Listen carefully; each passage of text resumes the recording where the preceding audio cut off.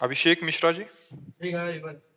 श्री हरिवंश महाराज जी। गुरुदेव भगवान, 2 वर्षों से आपका सत्संग सुन रहा हूँ, आपके बताए रास्ते पर आपकी कृपा से चलने का प्रयास भी कर रहा हूँ। गुरुदेव भगवान, आपके श्रीमुख से नाम धाम संतों की अद्भुत महिमा सुनी और इन तीनों से प्रेम भी हुआ।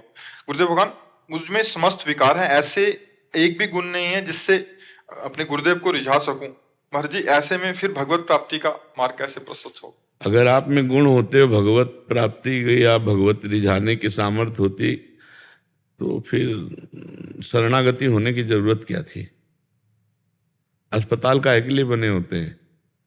बीमारों के लिए बने होते हैं। उसमें लिख दिया जाए पहले बोर्ड में, न जुकाम हो, न बुखार हो, न कैंसर हो, न किडनी फेल हो, शरीर पूरा स्वस्थ हो, आइए आपका स्वागत है। तो मजाक हो जाएगा कि नहीं हो जाएगा?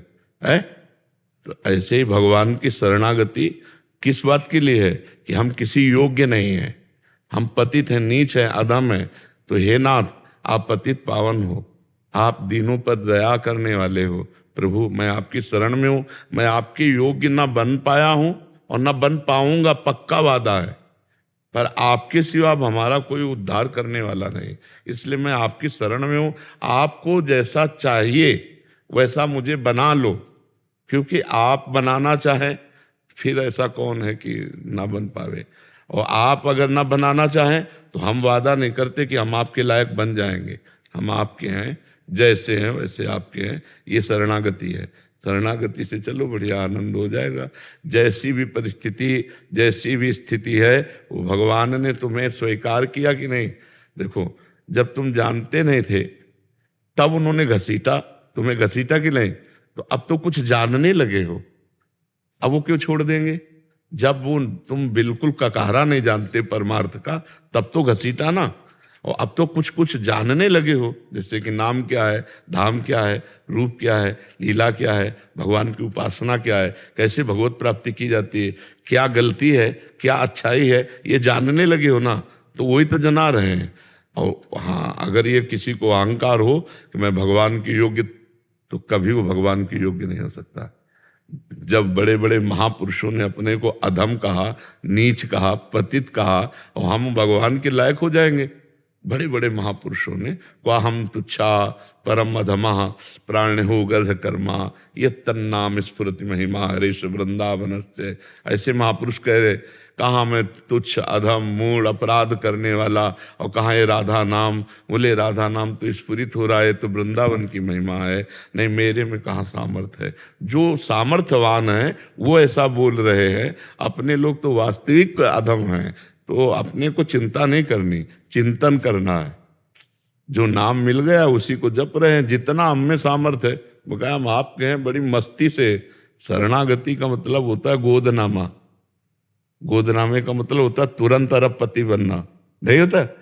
अरबपति ने अगर गोदनामे में ले लिया तो अरबपति बन गए कि नहीं बन गए? हम तो लक्ष्मीपति के दास है। अथाह अनंत महिमा जिनकी, अपने प्रभु की महिमा खूब गाओ, खूब सुनो, खूब नाम जप करो।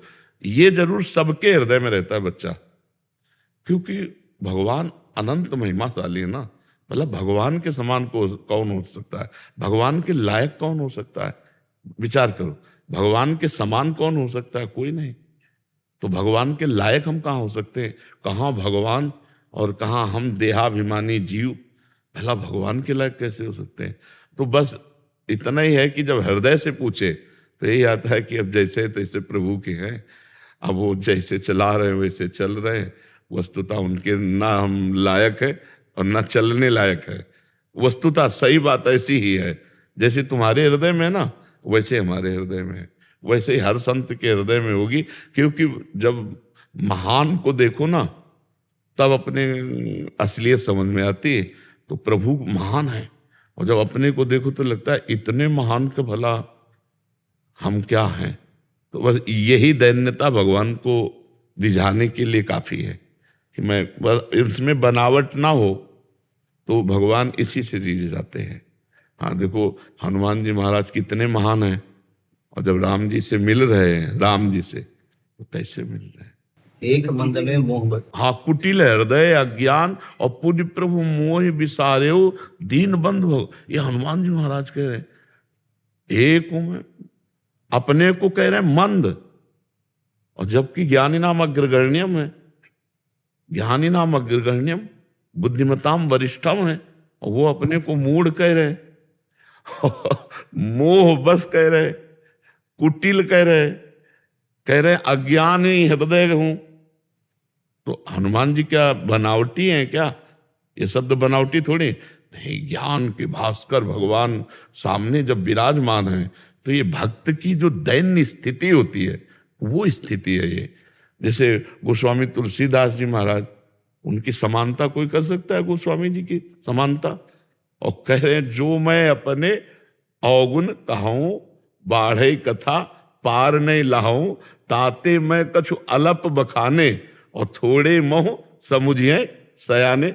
अब विचार करो, गोस्वामी जी कहीं कह रहे जब अगर हम अपने अवगुण लिखना चाहें तो हमारी कथा ही बढ़ जाएगी। जो मैं अपने अवगुण का बाढ़े कथा पार नहीं लाऊं, ताते मैं कछु अलप बखाने, थोड़े वर्णन करते पर थोड़े मोह समुझिए सयाने। दोनों इशारे दे दिए हैं कि अगर सयाने होंगे तो समझ जाएंगे क्या कि जो राम जी का है उसमें अवगुण कैसे हो सकते हैं। जो राम जी का हो गया, जो राम जी का दासत्व स्वीकार कर लिया, उसमें सारे सद्गुण अपने आप विराजमान हो जाते हैं। भगवान के शरणागत को स्वयं प्रयास नहीं करना पड़ता सद्गुणों के लिए, अपने आप सद्गुण वर्ण कर लेते हैं। हृदय से शरणागत हो जाए, हृदय से। देखो, हम बार बार कहते हैं कि जिन्होंने राम नहीं उच्चारण कर पाए पूर्व अपने पाप कृत्य के कारण, वो मरा ऐसा करके भगवान के अवतार के पहले भगवान की लीला चरित्रों का अंकन कर दिया और ब्रह्मा जी ने मोहर लगा दी। इतने महापुरुष त्रिकालज्ञ हो गए जो पूरा नाम नहीं उच्चारण कर पा रहे हैं। राम वो पूरी भगवान की लीला चरित्रों को संस्कृत में लिख ले। ये नाम की महिमा नहीं, ये भगवान के शरणागति की महिमा नहीं, भगवान के आश्रय की महिमा नहीं। हाँ, तो इसलिए हमें विश्वास करना चाहिए कि अहिल्या जी ने क्या तप किया था। रघुनाथ जी अहेतुकी कृपालु, पाषाण में वो क्या तप कर रहे हैं। अहेतुकी कृपा करके परम पवित्र विश्ववंदनी बना दिया। भगवान जब पाषाण पर कृपा कर सकते हैं, पाषाण बनी हुई अहिल्या जी है, जब जड़ वृक्षों पर कृपा कर सकते हैं। यमलार्जुन ने कौन सा तप किया? अरे मदिरा पिए हुए खड़े थे, अमंगले आचरण थे, गंगा जी में अलकनंदा गंगा में मदिरा पान किए हुए और निर्वस्त्र और अप्सराओं के साथ। तो देवर्षि नारद जी ने तभी तो ये दंड दिया, जाओ तुम जड़वत खड़े रहे तो वृक्ष भगवान सच्चिदानंद श्री कृष्ण का स्पर्श, दर्शन, संभाषण ये सब प्राप्त हुआ कि नहीं प्राप्त हुआ? तो हमारे भगवान बहुत कृपालु हैं। तो हम जैसे भी हैं उनके हैं उनकी कृपा से, क्योंकि जब उन्होंने कृपा की तो उनको अपना नहीं जानते थे, नहीं मानते थे।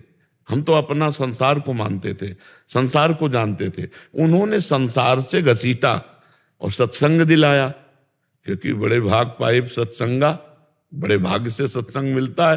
पर ये राम कृपा बिन सुलभ न सोई, भगवान की कृपा के बिना सत्संग नहीं मिलता। बिन सत्संग विवेक न होई, राम कृपा बिन सुलभ न सोई। तो भगवान ने कृपा करके जब हमको सवे बानक बना दिया तो अब हैं जरूर नीच, हैं जरूर अधम, पर भगवान के हैं, इसमें कोई संशय नहीं। ये पक्का बना लो, इसी से कल्याण हो जाएगा। आश्रय से कल्याण होता है, क्रियाओं से कल्याण नहीं होता। अंदर का जितना आश्रय पुष्ट होता जाता है भगवान से, उतने आनंद की अनुभूति होने लगती है जी। अभिषेक जी, श्री हरिवंश महाराज जी, महाराज जी, कर्म बंधन से मुक्त जन्म कैसा होता है?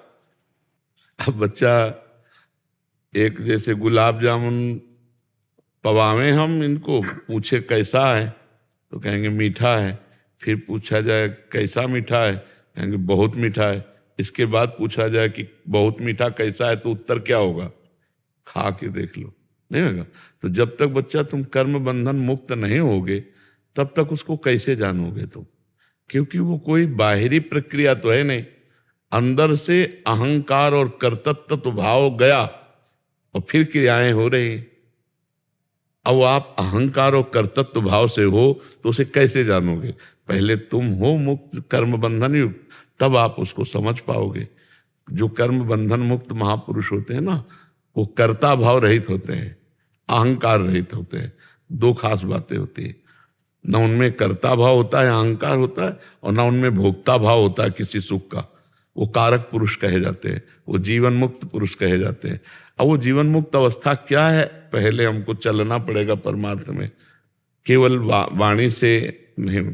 वो जो जीवन मुक्त अवस्था कर्ता और भोक्ता भाव रहित है, वो अनिर्वचनीय स्थिति होती है।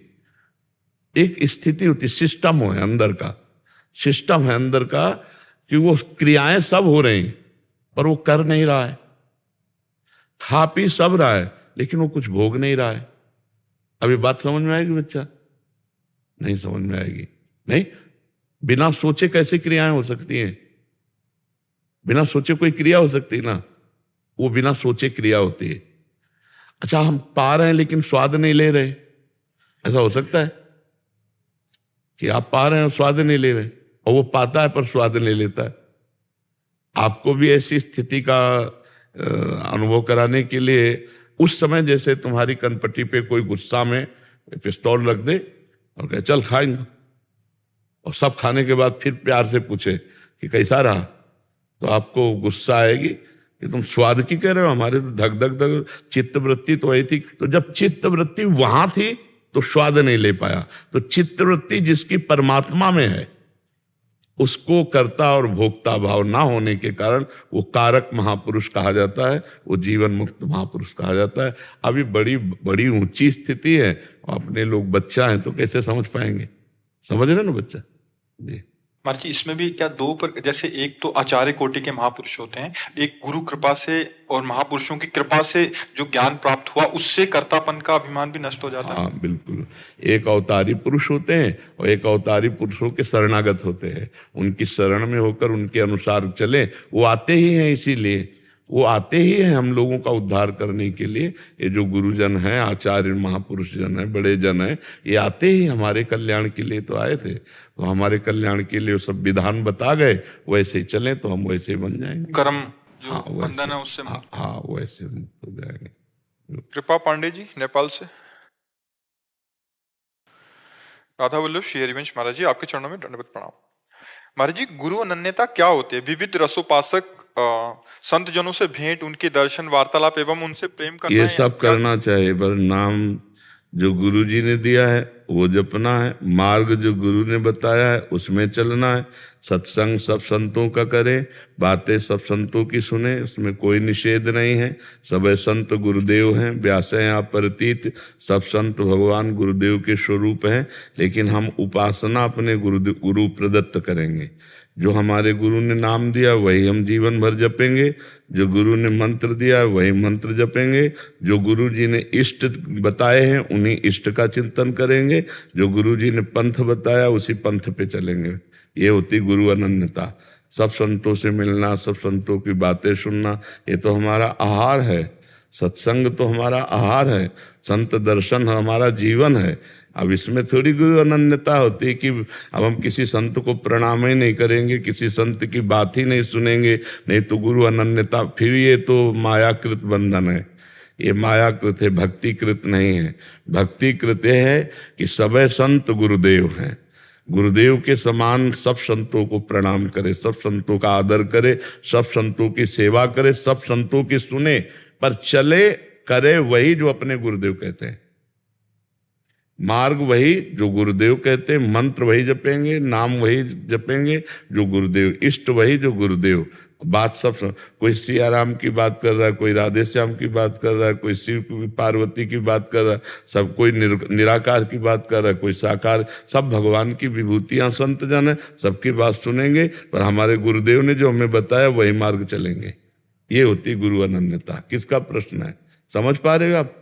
गुरु अनन्यता ये होती है कि गुरु की आज्ञा पर चलना और सब संतों का आदर सत्कार करना। भगवान कह रहे हैं सबरी जी से, सातों सम मुहि मैं जग देखा, मोते अधिक संत कर लेखा। सातवीं भक्ति है, मेरे को सब रूपों में देखना, लेकिन संतों को मेरे से भी बढ़ करके देखना। अगर हम गुरु अनन्यता में कहीं संतों की अवहेलना कर दी तो अपने गुरु जी से भी चले जाएंगे, अपने गुरु जी की निष्ठा से भी चले जाएंगे। इसलिए हम सब संतों की चरण धूलि माथे पे, सब संतों को प्रणाम, अवसर मिले सब संतों की सेवा और अपने गुरु के अनन्य रहना, अर्थात नाम मंत्र उपासना गुरुदेव वाली, जो गुरुदेव ने कहा है। हम बोले राधा, अगर राम उपासक हो तो आप उसे तुरंत राम नाम में ले जाओ, कि जैसे इनकी राधा नाम में निष्ठा है वैसे हमको राम नाम में निष्ठा प्राप्त हो, ऐसा भाव करना चाहिए। जैसे संत जन है अपने अपने इष्ट की जय बोलते हैं, तो हम उसी समय अपने इष्ट में आ गए। ये वो जैसे बोले कि सिया राम की, तो हम बोलेंगे अंदर से राधे श्याम की जय। जैसे इनकी सिया राम में प्रीति है वैसे हमारी राधे श्याम में प्रीति हो। संतों के संग से हमारी इष्ट निष्ठा पुष्ट होती है, हमारी इष्ट निष्ठा घटती नहीं है। आज तक हमने देखा है संतों के संग से कभी इष्ट निष्ठा में फर्क नहीं पड़ा, और फर्क पड़ गया तो साधना क्या, तो फिर साधना का फर्क मतलब क्या रह गया। अपने इष्ट में परम निष्ठावान रहना, और इष्ट वही जो गुरुदेव ने दिए हैं।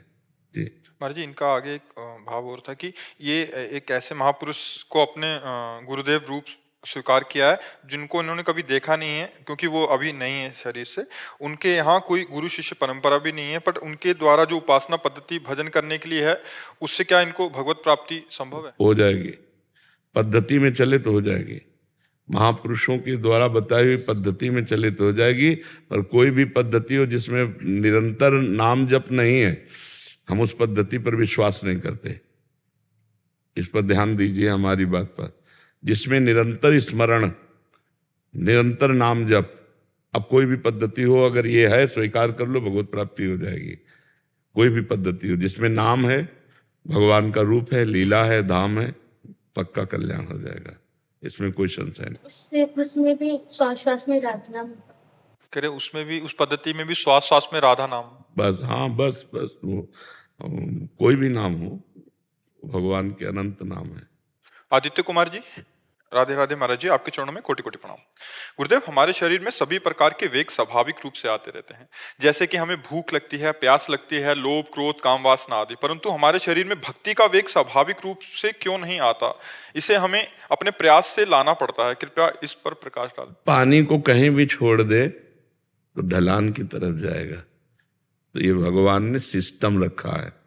मना खष्टानि इंद्रियाणि प्रकृति स्थानि कर्षति। गीता जी में भगवान ने कहा ममैवांशो जीव लोके जीव भूता सनातनः मना खष्टानि इंद्रियाणि प्रकृति स्थानि कर्षति। जीव मेरा अंश है और मन और 5 ज्ञान इंद्रियां ये प्रकृति का अंश है, तो ये प्रकृति की तरफ ही जाती है। जो जीव है वो परमात्मा का अंश है, वो प्रकृति को पकड़ लिया अपना स्वरूप भूल करके, अब इसलिए उसकी दुर्दशा हो रही। नहीं देखो भगवान अविनाशी, तो हमारे अंदर एक बात रहती, मैं मरूं नहीं। हमारा जो स्वरूप अविनाशी है उसको हम भूल चुके हैं। वो चाह रहा है कि मैं अविनाशी हो जाऊं, अविनाशी है पर वो अपने स्वरूप को भूलकर देह मान लिया ना अपना स्वरूप, तो अब सोच रहा है मैं मरूं नहीं और ये देह है मरण धर्मा। भगवान है सुख सिंधु, तो हम चाहते हैं कि हमें कभी दुख देखना ही ना पड़े, भोगने की तो बात जाने दो। इसका भगवान का अंश है ना, तो सुख स्वरूप होना चाहिए, और वो सुख स्वरूप है पर अपने स्वरूप का विस्मरण कर चुका है। ईश्वर अंश, जीव अविनाशी, चेतन अमल, सहज सुख राशि, है ना। जैसे दुख कभी ना भोगना पड़े और कभी मैं मर और सबसे बड़ा मैं बन जाऊं, ये बड़ी बात रहती है कि जिस विषय में भी हूं मैं सबसे बड़ा बनूं, एक आकांक्षा होती है। चाहे धन के विषय में, चाहे विद्या के विषय में, चाहे जिस विषय में हूं मैं सबसे बड़ा बन जाऊं, एक आकांक्षा होती है, क्योंकि सबसे बड़े प्रभु का अंश है। वो अपने स्वरूप को भूल करके मन बुद्धि चित्त अहंकार इसमें तदात्म हो गया और इनका प्रवाह प्रकृति की तरफ है। इसीलिए हमारे अंदर प्रकृति जनित जितनी वेग हैं वो सब हमको लगता है कि मेरे को होना। जैसे भूख प्यास प्राणों का धर्म मेरा नहीं, प्राणों में हमारा तदात्म, इसलिए भूख मेरे को लगी, मैं ऐसा बोलता हूं। देखना नेत्रेंद्री का कार्य है, मेरा नहीं। लेकिन जब देखते हैं तो मैंने देखा, यही बंधन है ज्ञान के द्वारा। जब तुम पूछ रहे हो कि हमारा मन प्रभु की तरफ क्यों नहीं जाता, तो प्रभु की तरफ सहज में इसलिए नहीं जाता कि इसका प्रवाह ही बनाया गया है। जैसे पानी को कहीं छोड़ा जाए और ढलान की तरफ ही जाएगा। अगर पानी को ऊपर चढ़ाना है तो यंत्र की आवश्यकता है, बिना यंत्र के ऊपर नहीं चढ़ सकता, यंत्र मशीन।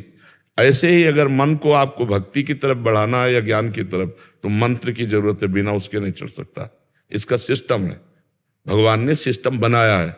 अगर आपको भक्ति की तरफ चलना है तो मंत्र जपना पड़ेगा, और अगर मंत्र नहीं जपते हो तो वो माया की तरफ अपने आप जाएगा, तुम रोक नहीं सकते। मना खष्टानि इंद्रियाणि प्रकृति स्थानि कर्षति। वो अपने वेग की शांति के लिए प्रकृति का भोग करेगा, प्रकृति में जाएगा। और अगर उसे परमात्मा में लगाना है तो मंत्र के द्वारा उसको फिर रोका जाता है। नाम और मंत्र के प्रभाव से मन को रोककर परमात्मा में स्थिर। जहां ऐसा कर लिया, जीत गए, मुक्त हो गए, इस माया बंधन से मुक्त हो गए। एक अद्भुत शीतलता, एक अद्भुत आनंद, एक अद्भुत प्रसन्नता आपके अंदर रहेगी यदि मन परमात्मा में टिका तो। और प्रकृति में टिका तो फिर द्वेष, राग, चिंता, शोक, भय, उद्विग्नता, ये सब छा जाएंगे। ये प्रकृति के लक्षण है, ये सब छा जाएंगे। तो अभी देखो प्रकृति के सारे लक्षण हैं, भय, उद्वेग, चाह, चिंता, ये सब बनी हुई है। और परमात्मा में अखंड प्रसन्नता, ब्रह्मभूता प्रसन्नात्मा, न शोचति न कांक्षति, समा सर्वेषु भूतेषु मद भक्तिम लभते पराम। बड़ी प्रसन्नता, कोई शोक नहीं, कोई चिंता नहीं, कोई भय नहीं, कोई उद्विग्नता नहीं, और कोई चाह नहीं।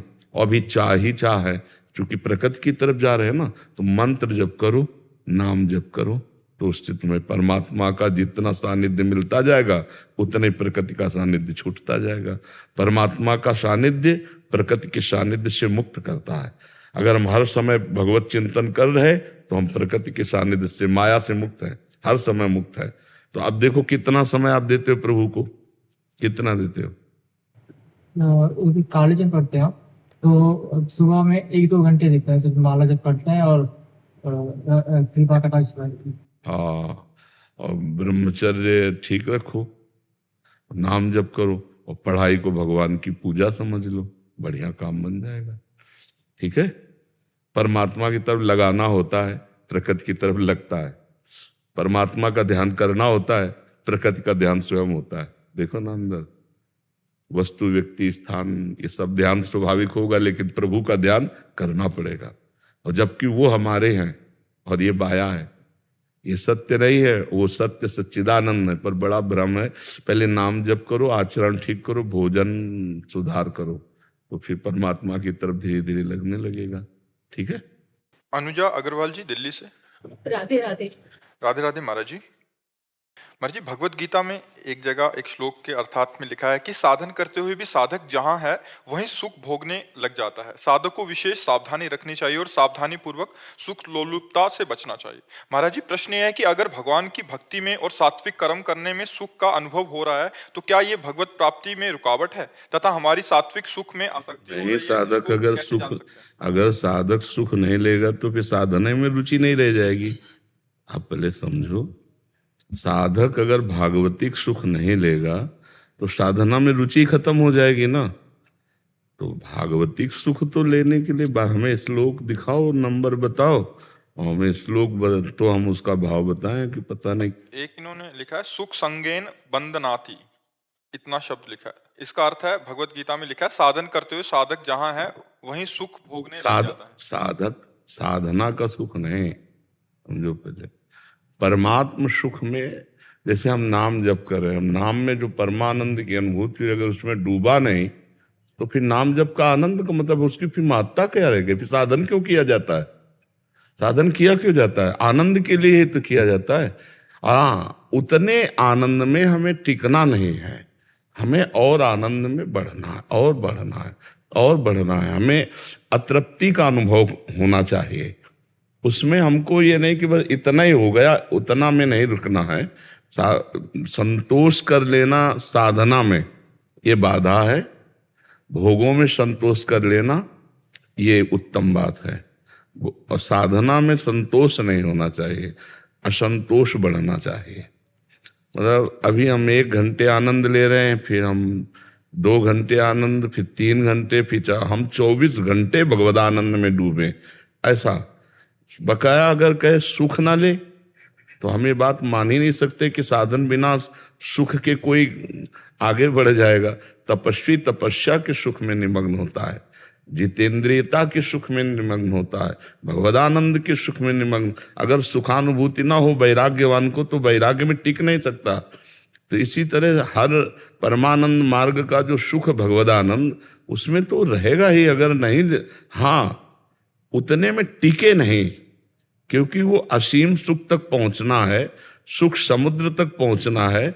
अगर हम बिंदु में टिक गए तो सिंधु तक नहीं पहुंच पाएंगे और हमें विचलता हो जाएगी। फिर जैसे अब हमारे 23 घंटे बकाया हैं, भगवत विमुख जाने वाले हैं, 1 घंटे हम केवल भजन करते हैं, तो हमें इतने में टिकना नहीं है, हमें पूरा समय भगवदानंद में देना है। तो ऐसी भावना तो हम मानते, लेकिन सुख ही ना भोगे तो फिर उसकी रुचि नहीं रह जाएगी साधना में। अब नाम जप कर रहा है, नाम कीर्तन कर रहा है, भगवत कथा श्रवण कर रहा है, भगवत कथा, इसमें अगर डूबेगा नहीं, आनंद नहीं लेगा तो फिर मतलब क्या रह गया? समझ पा रहे हैं आप? जी महाराज जी, लेकिन आपने आपके प्रवचनों में हो गीता में शायद मेरे समझने में भूल हो सकती है कि सात्विक सुख भी बंधनकारी हो जाता है। देखो, ये सतोगुण, रजोगुण, तमोगुण, ये माया जनित गुण के आनंद है। ये नाम जब कोई सात्विक सुख है क्या?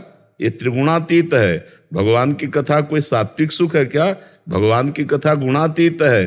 भगवान का नाम, भगवान का रूप, भगवान की लीला, भगवान का धाम, ये गुणातीत है।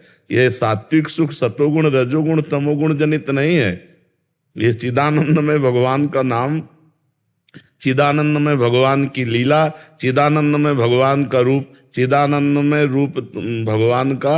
वो गोस्वामी तुलसीदास जी कहे, चिदानंद में देह तुम्हारी, विगत विकार जान अधिकारी। कोई अधिकारी पुरुष जानता है कि त्रिगुण माया से परे आपका चिदानंद में रूप है, तो उनका चिदानंद में नाम है, चिदानंद में गुण है, चिदानंद में धाम है। इसमें हाँ, जो आत्म सुख प्राप्त करने की बात है ज्ञान की, उसमें जो है अगर त्रिगुण जनित कोई सुख में बंधता है तो फिर वो आत्म सुख को नहीं प्राप्त कर पाएगा।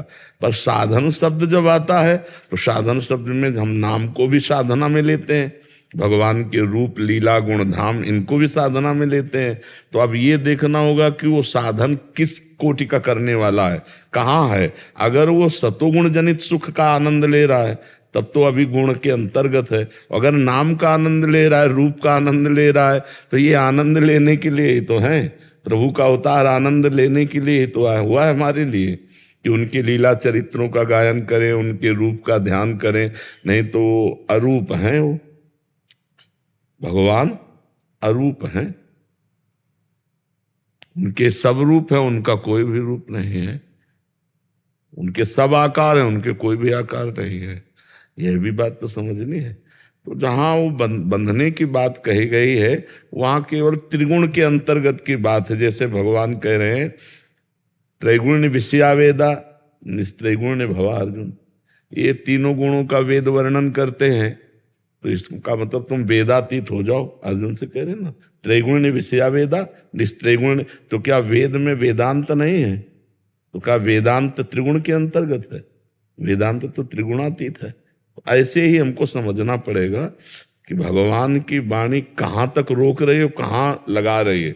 वेद का एक भाग जो है वो कर्म कांड में है, तो भगवान उस कर्म कांड में वेद के भाग को त्रिगुण के अंतर्गत मानकर उसे त्याग करने की बात। लेकिन वेदांत जो है ये त्रिगुणातीत है, तो वही वेद अपौरुषेय भगवान की वाणी है और भगवान ने निषेध कर रहे हैं, तो कितना निषेध कर रहे हैं वो बात समझनी है। ऐसे ही ये शब्द को है, जो सात्विक सुख में बंधता है वो त्रिगुणातीत सुख को नहीं प्राप्त कर पाता।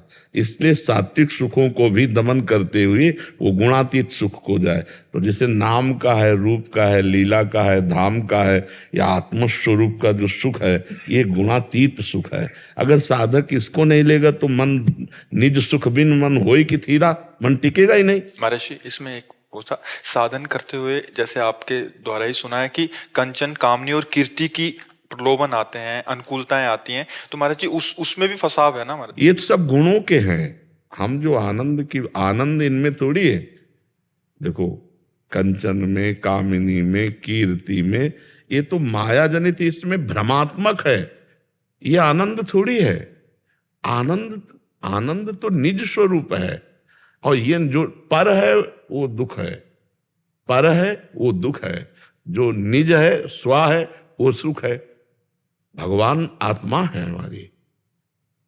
और ये जो यश कीर्ति हो रही शरीर की हो रही ना, जब शरीर नाशवान तो इसकी कीर्ति भी नाशवान, जब शरीर नाशवान तो इसके भोग भी नाशवान, चाहे कामिनी का भोग हो चाहे कंचन का भोग हो। जब यही नाशवान है, मूल जिसको मैं माने हुए है, तो इसके द्वारा जितना कुछ हो रहा सब ना, वो कोई आनंद है?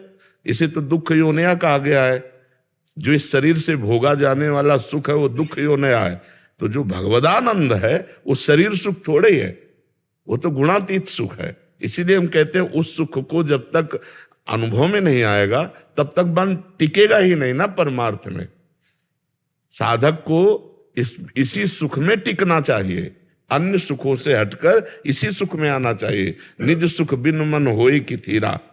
जब निज सुख आत्मानंद का अनुभव होता है, हाँ, अल्प सुख में धैर्य, वही हम जैसे फिर दोहरा रहे हैं कि अगर 1 घंटे अभी भजन का सुख ले रहे तो अभी हमारे पास 23 घंटे बकाया रह गए। अगर इतने में हम तृप्त हो जाएंगे तो 23 घंटे तक कैसे पहुंच पाएंगे? इसलिए हमें अतृप्ति धारण करनी है। ये बात तो मान सकते हैं, लेकिन परमार्थ के सुख में निमग्न रहना ही परमार्थ पति का लक्षण है। नहीं तो वो फिर विषय सुख में चला जाएगा। मन बिना सुख के टिकेगा नहीं। या तो उसे भगवान का सुख दो, नहीं तो भागकर विषय सुख में चला जाएगा, कोई नहीं रोक सकता। बातें कोई बना ले, या तो भगवान के सुख में निमग्न करो, नहीं तो भोगों के सुख में रहेगा, वो निकल नहीं सकता। उसका स्वभाव है सुख भोगना। तो उसको भागवतिक सुख दीजिए, उसको परमार्थिक सुख दीजिए। समझ में आया सके आपको? वैसे अगर ये अध्याय का श्लोक का होता तो पूरा बहुत बढ़िया इसकी चर्चा है कि मैं उसका श्लोक का और अध्याय नहीं लिखकर आ पाई हूँ। पर जी जो आपका एक श्लोक था वो मैंने सर्च किया था अभी, उसका अर्थ आता है निष्पाप, उन तीनों गुणों में सत्गुण तो निर्मल होने के कारण प्रकाश करने वाला और विकार। देखो, तीनों गुण की बात है ना। वो सुख के संबंध से और ज्ञान के संबंध से अर्थात अभिमान से बांधता है। हाँ, ये बिल्कुल, मतलब ये बिल्कुल परमात्मानंद की अलग बात है, एकदम त्रिगुण के अंतर्गत बात। तीनों गुण इसी में ऐसा था कि आलस्य में और वैराग्य में अंतर करना मुश्किल हो रहा है इस समय पर, कि सही मायने में वास्तविक वैराग्य हो रहा है भक्ति से, या आलस्य है चीजों, सांसारिक चीजों में जो मेहनत लगती है और उस मेहनत से बचने का एक आलस्य, उसमें नहीं। इसमें एक बात है देखने की, हमारी रुचि नहीं है पर हमारा कर्तव्य है उसका पालन करना है। एक होता है कि हम सांसारिक क्रियाओं में रुचि रख करके हर्षित होकर करते, एक होता है हम उदासीन होकर के हमारी रुचि नहीं है पर हमारा कर्तव्य है। अपने कर्तव्य का पालन करने में वैराग्य रुचि का अपहरण कर लेता है। जो वैराग्य है वो रुचि, वो चक्रवर्ती सम्राट है अम्बरीश जी, रुचि नहीं है कहीं और पूरा पालन कर रहे हैं। यही खास बात भक्ति की है कि भक्तिवान को रुचि नहीं है पर वो व्यवहार संसारिक पुरुष जैसा ही करता है। अब मान लो एक पिता है तो बच्चों के सामने वैराग्य थोड़ी झाड़ेगा, वो वैसे ही बात करेगा, वैसे ही कर्तव्य की बात करेगा। और अंदर से उसकी न पुत्र में ममता है और न भोगों में रुचि है। भाई जी श्री हनुमान प्रसाद पोद्दार जी से माता जी ने कहा कि आप तो भगवत प्राप्त हो गए, हमारी गृहस्थी का जो हमें फल मिलना चाहिए वो तो मिला नहीं। तो उन्होंने कहा देखो, भगवत प्राप्त की दृष्टि से दूसरे जो कहते हैं वो हनुमान प्रसाद पोद्दार दूसरे हैं। तुम्हारे हनुमान प्रसाद पोद्दार पति है, सिर्फ पति, तुमको सिर्फ ये देखना है। और इसके बाद सावित्री नाम की कन्या प्रकट हुई। तो महापुरुषों में भी जो भगवत प्राप्त हुए रुचि नहीं है, कर्तव्य का पालन है। कर्तव्य के पालन में जो एक पिता है या एक पत्नी है या एक राजा है या एक प्रजा, जो भी पद मिला हुआ है, अपने कर्तव्य के पालन में पूर्ण तत्परता है लेकिन रुचि नहीं। रुचि ना होने के कारण उनको कोई बांध नहीं पाता, विषय सेवन भी बांध नहीं पाता। विषय सेवन करते हुए भी वो घोर वैरागी है, क्योंकि रुचि नहीं। जैसे जनक जी जैसे तो जनक जी ही है, लेकिन उदाहरण में तो दिया जाता ना, इतने बड़े राजा हैं, सब वैभव है, सब और सब वैसे ही हो रहा है जैसे एक राजा करते हैं, लेकिन कहीं रुचि नहीं, और हो रहा है। यही खास बात होती ज्ञानी महापुरुष में, कोई इच्छा नहीं, खाते हुए पीते हुए भोगते हुए भी वो न खा रहे, न पी रहे, न भोग रहे। ये बहुत खास बात है। साधक में जब ये चतुरता आ जाएगी तो कहीं फंसेगा नहीं, कहीं कलह नहीं होगी, कहीं अशांति नहीं होगी। अपने कर्तव्य का ठीक वैसे ही पालन करना जैसे एक सांसारिक व्यक्ति करता है, लेकिन सांसारिक व्यक्ति रुचि के स्वाद के अंतर्गत विषयों का सेवन करता है, और वो कर्तव्य पालन के लिए करता है, रुचि नहीं उसकी होती। बिना रुचि के जो क्रियाएं हो रही हैं वो बंधन कारक नहीं। जब रुचि होकर के उसका कर्तृत्व भाव, भोक्तत्व भाव, वही बंधन कारक। अहंकार विमूढ़ आत्मा करता हमिति मन्यते, बस तभी बंधन होता है। तो वैराग्य का लक्षण है कि ये नहीं लक्षण है कि हम सब कुछ छोड़ करके बैठ गए, नहीं नहीं, जो जहां है करता। अब जैसे हम निवृत्ति मार्ग परक है, तो हमको भी आना पड़ा समाज में कि नहीं आना पड़ा सेवा में। हमारी रुचि, अगर हम सुबह से उठ 1 बजे 12 बजे जैसे उठे और हम लगातार भजन में, तो वो सुख, और ये छोटे छोटे हिस्सों में 2 घंटे सत्संग, इसके ये फिर ये फिर ये फिर ये, अब इसमें हमारा सुख नहीं है, इसमें समाज का सुख है। हमारा सुख जो आत्म सुख है वो किसी साधन से घटने बढ़ने वाला नहीं, उसका अनुभव, और उसके साथ किसी से मित्रता नहीं और किसी से शत्रुता नहीं, और सबसे व्यवहार है, लेकिन रुचि किसी से नहीं। सब हमारे भगवत स्वरूप है और रुचि किसी से है नहीं। हमारी रुचि है परमात्मा में। अब वो क्या निर्देश करके करवा रहा है, बस हो रहा है, वह हो रहा है, ऐसे हो। अब ये कल से बंद हो जाए तो हमारा ये थोड़ी होगा कि अब समय कैसे कटे, क्योंकि हमारी रुचि नहीं थी। अब हमारी शरीर में रुचि नहीं, ये कल छूट जाए तो कोई परेशानी नहीं। वर्षों स्वस्थ बना रहे, कोई परेशानी नहीं। पीड़ा युक्त है, कोई परेशानी नहीं। भयंकर पीड़ा रहती, दोनों किडनी खराब है, भयंकर पीड़ा रहती, बड़ी परेशानियां, पर कोई परेशानी नहीं, क्योंकि इसमें हमारी रुचि नहीं, हमारी स्थिति नहीं। वैराग्य का मतलब ये नहीं होता कि सब कपड़े उतार के फेंक दिए तो वैराग्य हो गया, या हम कोई घर परिवार छोड़ दिया तो वैराग्य हो गया। राग रहित होना, राग रहित होना। उदासीनता बढ़ती है, तो उदासीनता परमात्मा प्राप्ति के लिए अत्यंत अनिवार्य है। पर बाहरी हमारा व्यवहार कर्तव्य से बिल्कुल हंसी नहीं है, बिल्कुल हंसी नहीं। लेकिन शास्त्र आज्ञा है कि कोई अगर मिले आकर के तो हंसी बोले बहुमान दे, जी आप कैसे हैं, ठीक है, क्या सेवा करें आप, कोई मतलब नहीं, कोई मतलब नहीं। पर ये शास्त्र आज्ञा है तो ये करना है, अपने कर्तव्य का पालन कर रहे हैं। बोले हमको, अब वो जो आए सामने, भगवान उनके हृदय मंदिर में बैठे, उनको शीतलता मिली, चले गए, हमारा कर्तव्य पूरा हो गया। हमें उसका बढ़ करके मिला पेमेंट, आत्मानंद में हम अपने कर्तव्य का पालन कर रहे हैं, तो हम आत्मानंद में अपने डूबे हैं। यही परीक्षा है। इस शरीर में भीषण कष्ट की स्थिति हो और परिस्थिति विपरीत हो और तुम्हारी स्थिति में कोई अंतर न हो, तब तो आप वैरागी हो, ज्ञानी हो, ध्यानी। नहीं, शरीर स्वस्थ है, अनुकूल भोग मिल रहे तो पता क्या चलेगा।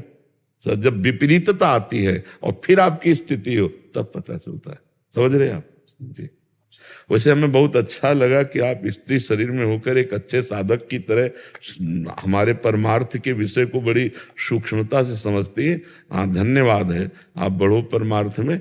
न कोई स्त्री है न कोई पुरुष है, ये केवल ये केवल पोशाक है।